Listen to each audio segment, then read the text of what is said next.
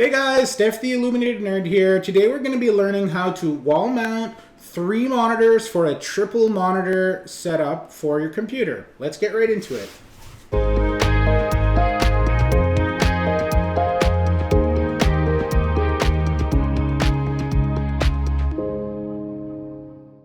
So for this project, we're going to be needing a measuring tape, an edge-to-edge stud finder, a pencil and an eraser, a drill with a 3/16 of an inch drill bit, a level, 3 wall mounts. These are Qual Gears articulating TV wall mounts, and 3 monitors. I have Samsung SF351s. They're white bezeled monitors. They're 1080p, and they have VESA wall mounts on the back.